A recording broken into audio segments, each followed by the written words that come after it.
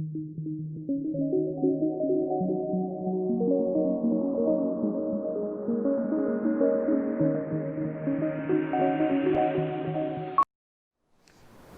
noite, meus irmãos.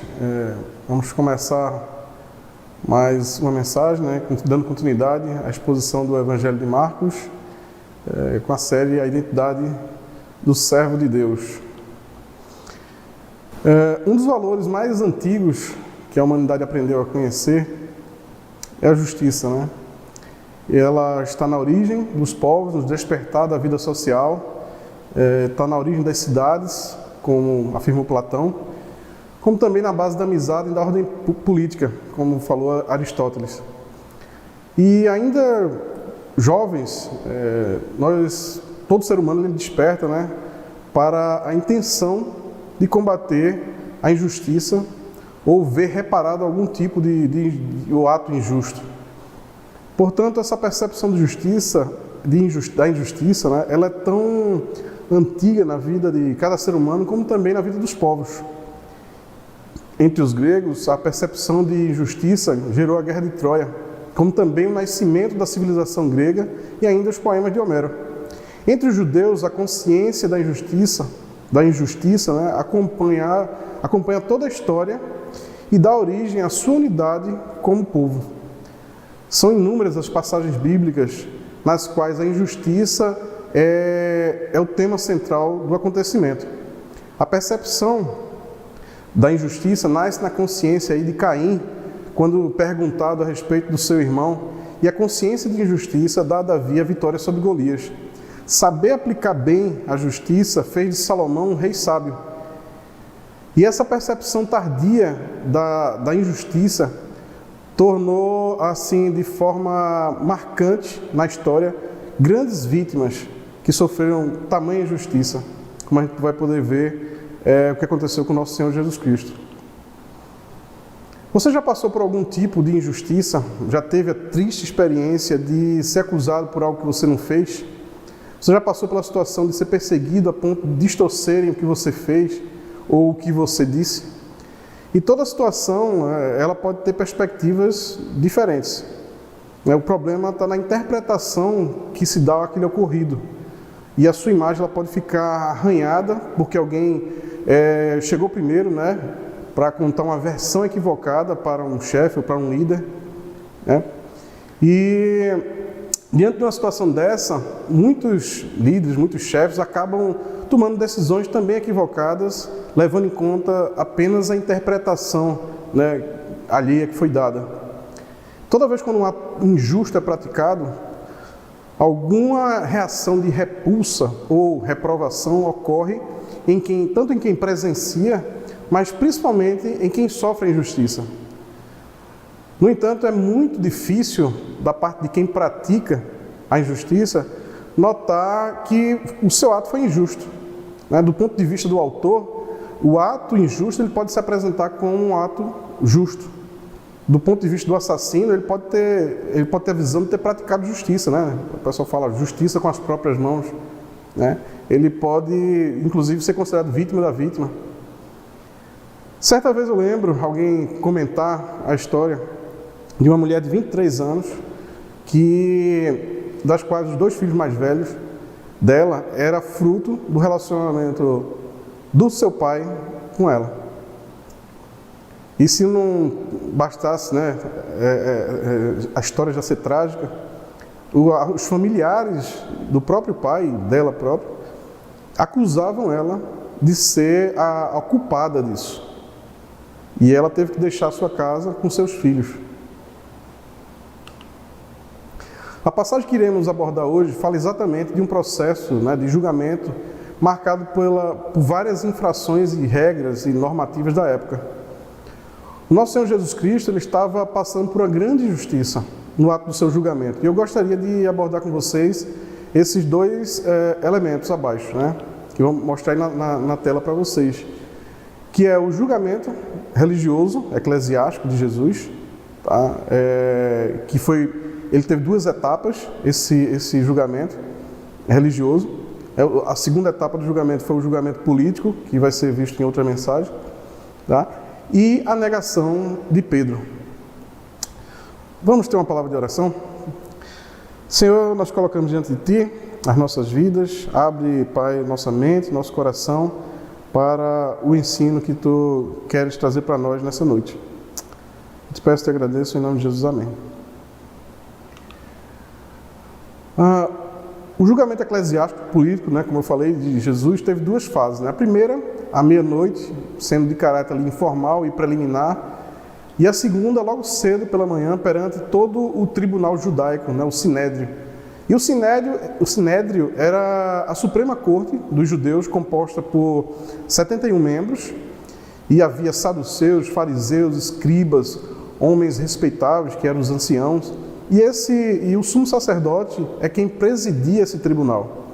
Então, com relação à primeira fase do julgamento, Jesus ele foi levado a Anás, e a gente pode ver isso não no Evangelho de Marcos, mas no Evangelho de Lucas, no capítulo 18, versículo 12 e 14, que Jesus foi levado primeiramente a Anás. Anás era o antigo sumo sacerdote e sogro do atual sumo sacerdote, o Caifás.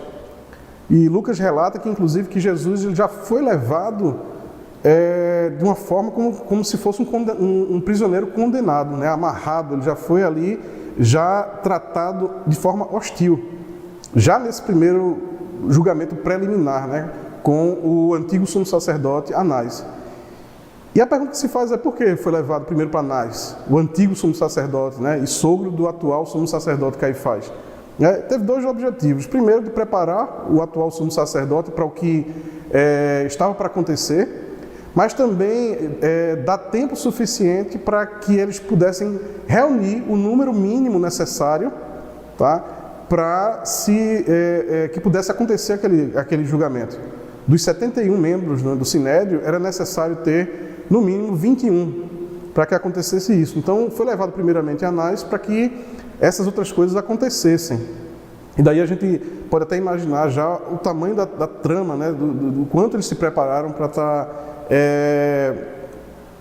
fazendo tudo isso com o nosso Senhor Jesus. E a segunda fase, logo em seguida, depois de Anás, ele é levado a Caifás, o atual sumo sacerdote. E é preciso a gente entender que tipo de homem estava presidindo esse julgamento, o julgamento de Jesus. Caifás era um homem rude, hipócrita, dissimulado, ao passo que seus 28 antecessores só conseguiram permanecer, em média, 4 anos e meio no cargo. Ele se manteve por 19 anos.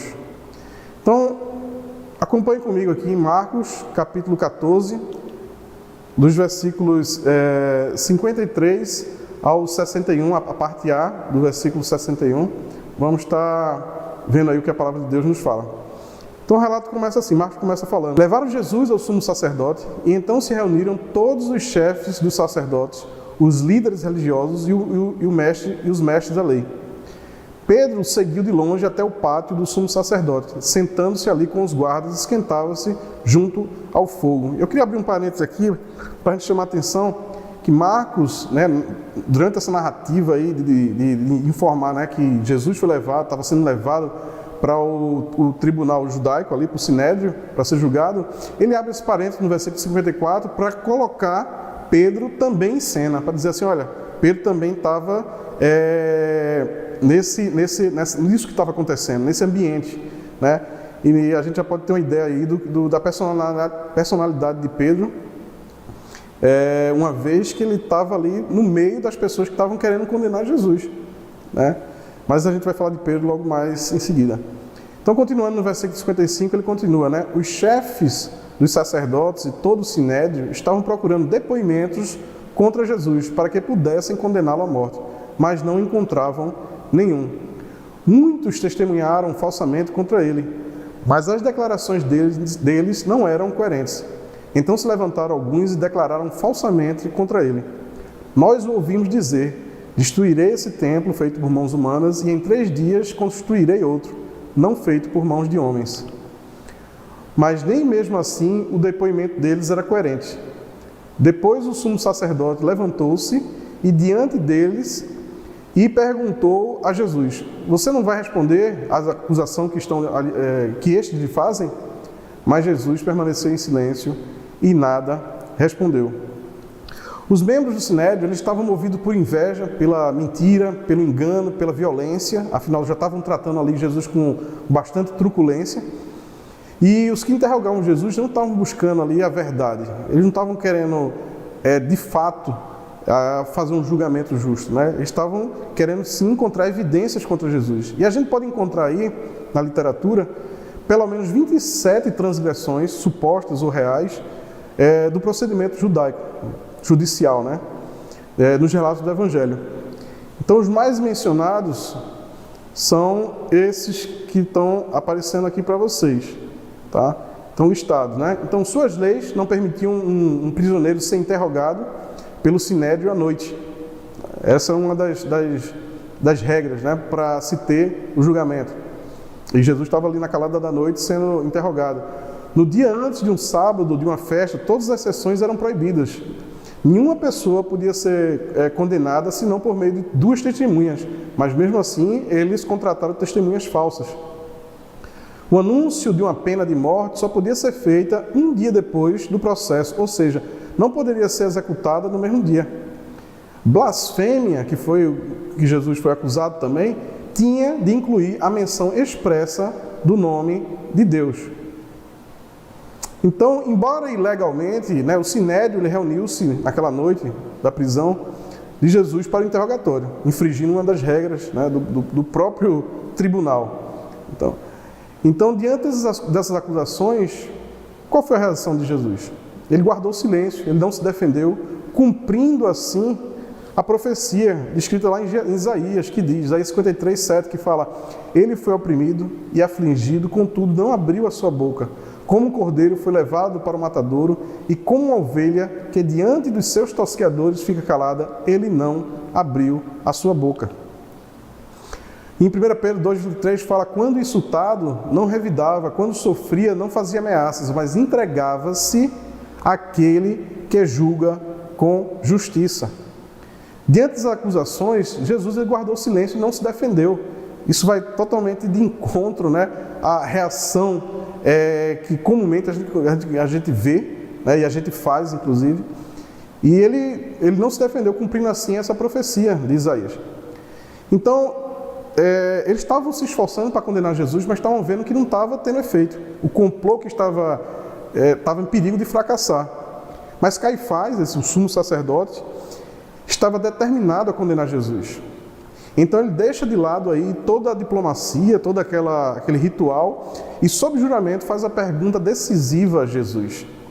Então o texto continua na parte B do versículo 61 do capítulo 14, que fala o seguinte: outra vez o sumo sacerdote Caifás lhe perguntou: você é o Cristo, o Filho do Deus bendito?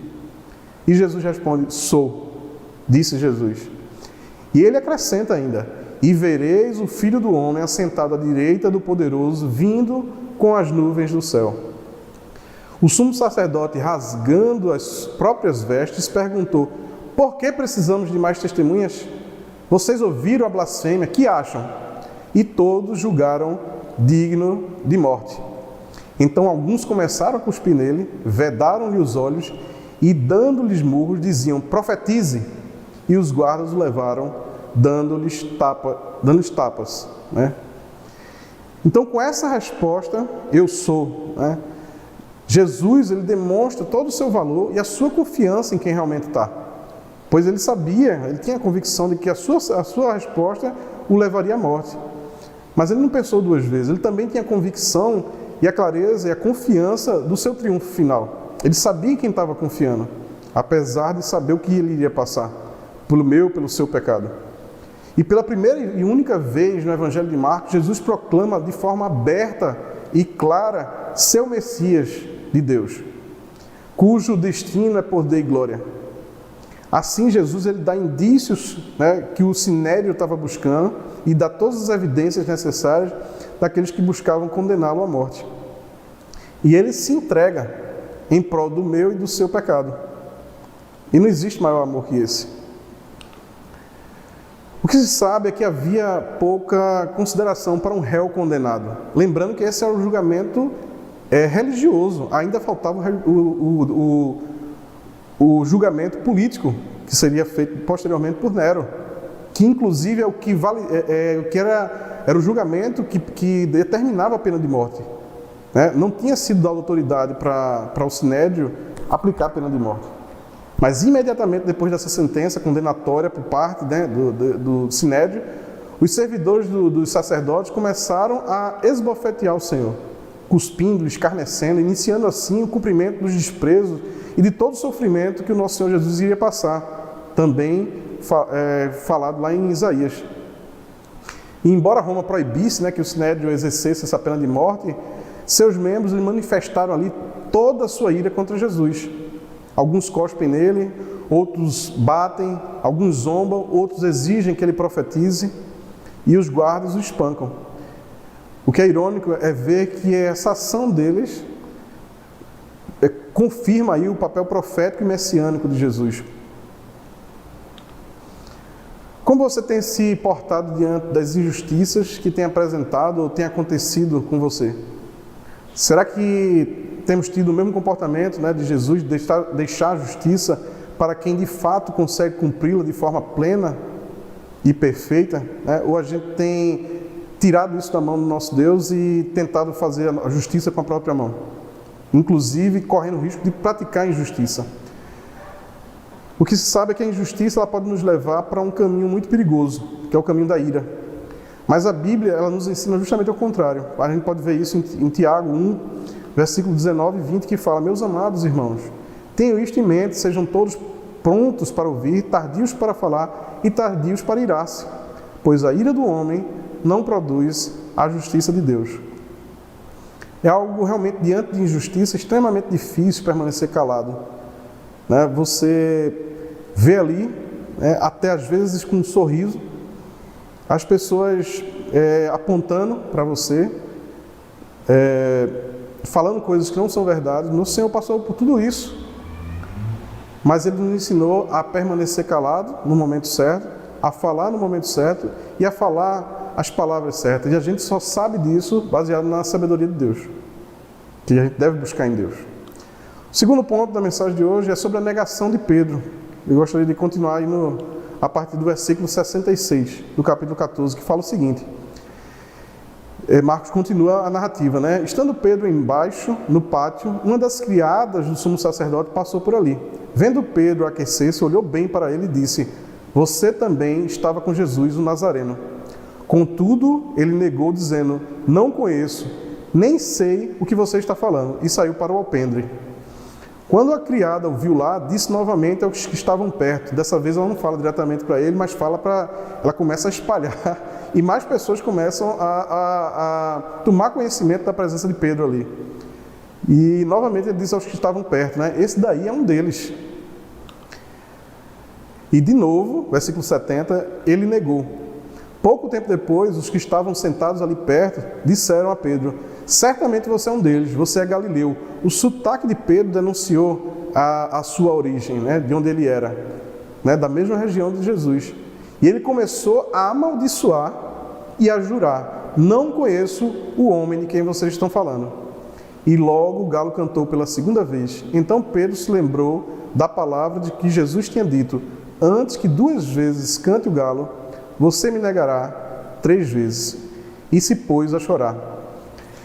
Pedro, ele foi um homem de fortes contrastes, né? Ele tinha atos de intensa ousadia, atitudes de extrema covardia. Era um homem de altos e baixos, de escaladas e quedas, né? De bravuras e fraquezas. E esse texto nos fala sobre alguns aspectos da vida de Pedro. Tá? Ele foi o fugitivo aqui, né?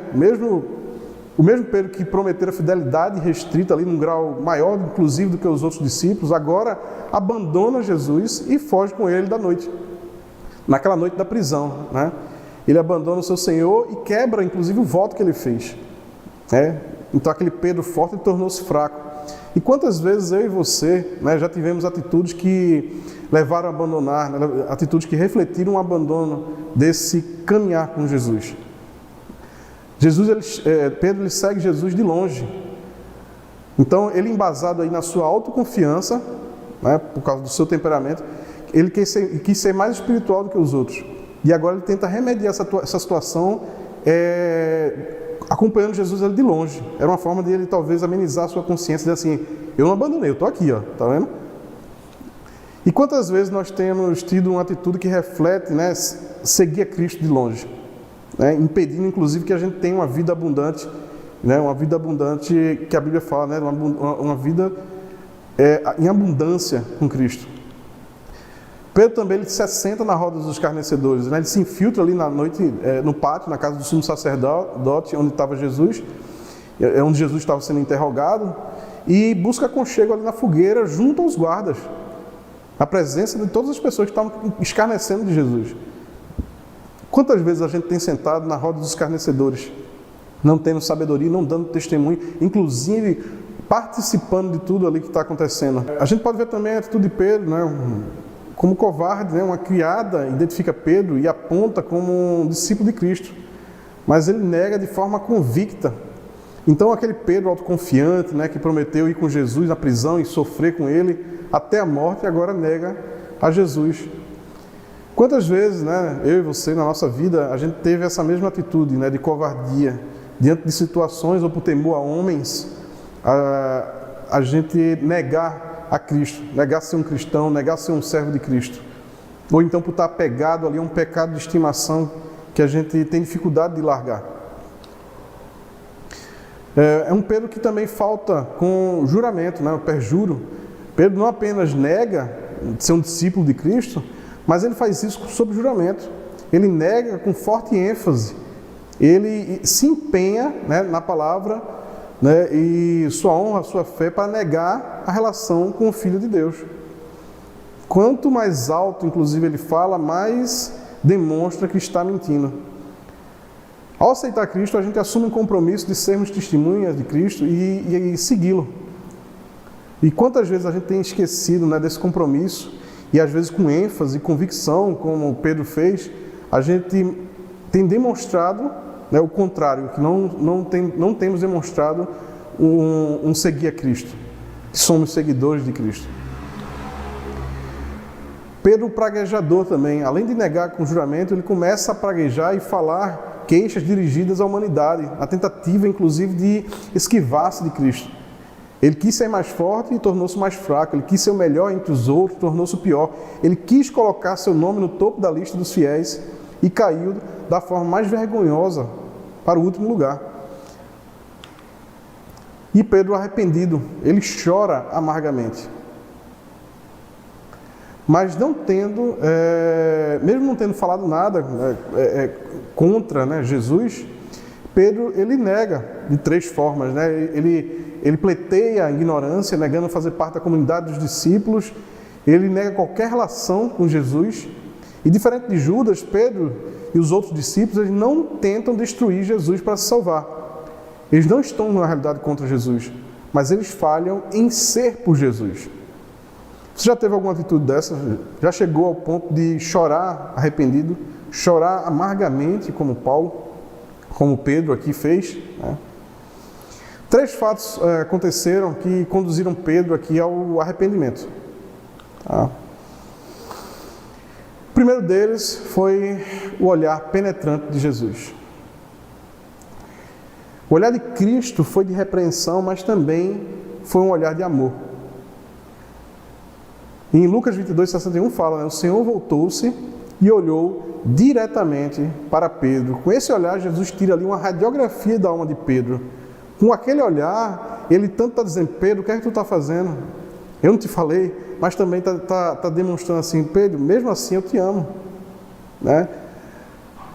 E quantas vezes a gente tem tido esse olhar também? Né? Às vezes só a primeira parte, um olhar de repreensão, mas a gente se esquece que no processo, né, de praticar a justiça, a gente esquece de olhar para o outro também com um olhar de amor, com um olhar de misericórdia, com um olhar de perdão. O segundo fato que levou a lembrar-se, né, que levou Pedro ao arrependimento, foi lembrar-se justamente do que Jesus havia dito para ele. Né? Na segunda parte do versículo 61 de Lucas 22, fala o seguinte, então Pedro se lembrou da palavra que o Senhor lhe tinha dito, antes que o galo cante, você me negará 3 vezes. Jesus havia alertado Pedro naquela noite que antes que o galo cante, ele o negaria. E isso de fato aconteceu. E ele se lembrou disso, e aquilo ali foi gerando, né, junto com o olhar de Cristo. Né? E o terceiro fato que levou ele ao arrependimento foi que ele caiu em si. Né? Aquele Pedro e ele começou a chorar, e chorar de forma amarga, assim, amargamente ele chorou. Em vez de engolir o veneno como Judas, Pedro vomitou. Esse foi o choro do arrependimento, foi o choro da vergonha pelo pecado, né? De tristeza diante de Deus. E Pedro, por conta disso, desse arrependimento, ele foi restabelecido na comunhão de Cristo, na comunhão do ministério. Não existe perdão sem um arrependimento sincero e genuíno. Aquele perdão que é acompanhado, né, normalmente de um mais, olha, eu fiz isso, mas foi porque você fez isso. Né? Ele não dá assim, uns sinais tão claros, né, de um arrependimento genuíno. Pedro, ele se arrependeu de forma sincera, genuína perante Deus. Esse choro, amargo, né, choro amargamente que ele chorou, foi um choro de vergonha. Ele disse, meu Deus, eu quis mostrar, né? Não, Senhor, eu vou estar contigo, eu vou estar ao teu lado, né? Até a morte. E de repente ele caiu em si, ele falou, cara, como eu estava errado, como eu me enganei com relação a isso. Charles Riley, ele alerta-nos acerca de 3 lições a respeito da negação de Pedro. Né? A primeira delas é quão profunda e vergonhosamente um cristão ele pode cair. Pedro, ele era um apóstolo, um homem que conhecia o Senhor e que tinha intimidade com Ele. Ele fazia parte ali dos 4 mais próximos de Jesus Cristo. Mas mesmo assim, ele negou o Senhor. Talvez se fosse, né, a gente espera atitudes, certas atitudes, a gente não se surpreende tanto quando assim, porque uma pessoa que está começando agora, porque ele é novo na idade.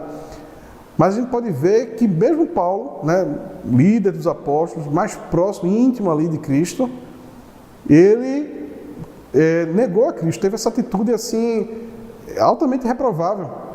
Então, quão profundo e vergonhosamente um cristão pode cair, independente do patamar que ele possa estar. Ele pode ser um pastor, pode ser um líder, pode ser um missionário, pode ser o que for.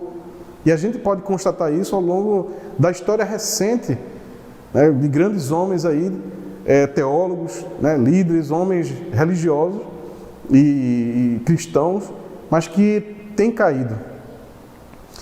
Segundo, é como uma pequena tentação pode provocar uma grande queda. Pedro, ele nega o Senhor diante de uma servente, ele não nega diante do sinédrio, diante dos grandes doutores da lei, ele nega diante de uma servente ali. E você vê, uma pequena tentação pode provocar uma grande queda, como aconteceu com Pedro. E por fim, a queda traz aos salvos grandes sofrimentos. Eu até diria aos verdadeiros salvos, se é que pode se colocar assim, né? Os verdadeiros salvos, grandes sofrimentos. Quem realmente entende o seu papel, um filho de Deus real, ele se arrepende de forma assim, cada pecado que ele comete, ele fala, poxa, não por causa das pessoas, não por causa de que sua imagem foi arranhada, mas ele diz, poxa, eu estou envergonhando a Cristo com isso. Sabe, eu estou envergonhando o Evangelho. E Pedro, ele não estava preocupado naquele momento mais com nada. Ele estava assim, Senhor, o que foi que eu fiz?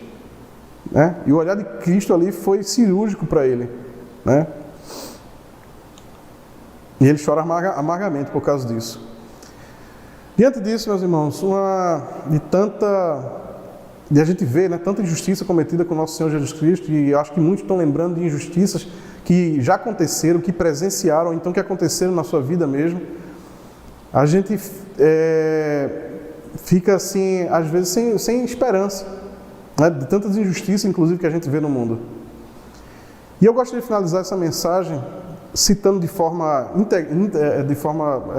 começo ao fim, né, na íntegra, o Salmo 17, que é a oração de Davi. E ele fala o seguinte: ouve, Senhor, a minha queixa, a minha justa queixa. Atenta para o meu clamor. Dá ouvidos à minha oração, que não vem de lábios falsos. Venha de ti a sentença em meu favor. Vejam os teus olhos onde está a justiça. Provas o meu coração e de noite me examinas. Tu me sondas e nada encontras. Decidi que a minha boca não pecará como fazem os homens. Pela palavra dos teus lábios eu evitei os caminhos do violento. Meus passos seguem firmes nas tuas veredas. Os meus pés não escorregam. Eu clamo a ti, ó Deus, pois tu me respondes. Inclina para mim os teus ouvidos e ouve a minha oração. Mostra a maravilha do teu amor. Tu, que com a tua mão direita salvas os que em ti buscam proteção contra aqueles que os ameaçam. Protege-me como a menina dos teus olhos. Esconde-me à sombra das tuas asas. Dos ímpios que me atacam com violência, dos inimigos mortais que me cercam. Eles fecham o coração insensível e com a boca falam com arrogância. Eles me seguem os passos e já me cercam. Seus olhos estão atentos, prontos para derrubar-me. São como um leão ávido pela presa, como um leão forte, agachado na emboscada. Levanta-te, ó Senhor, confronta-os, derruba-os com a tua espada e livra-me dos ímpios. Com a tua mão, Senhor, livra-me de homens assim, de homens deste mundo, cuja recompensa está nesta vida. Enche-lhe o ventre de tudo o que lhes reservaste. Sejam os seus filhos saciados, e o que sobrar fique sobre os seus pequeninos. Quanto a mim, feita a justiça, verei a tua face. Quando despertar, ficarei satisfeito ao ver a tua semelhança.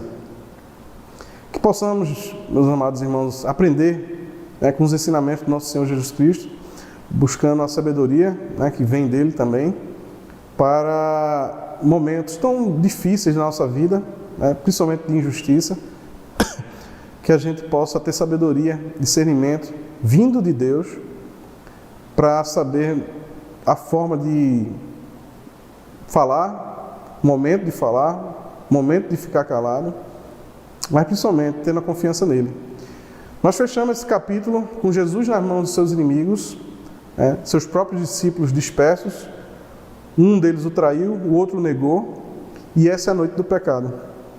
Que eu e você, a gente possa sempre buscar em Deus convicção da nossa fé, para que em momentos de aflição, de angústia, provação, a gente possa permanecer inabaláveis e cientes do Deus que temos crido, e que Ele é fiel e poderoso para fazer infinitamente mais.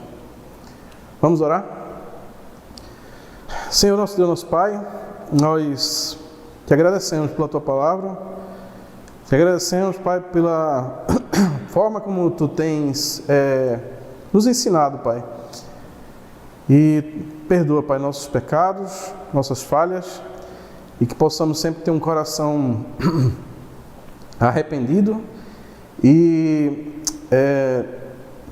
sempre crendo, Pai, em Ti e sabendo que Tu és o único Deus justo e fiel e que nunca nos desampara. Em nome de Jesus, amém.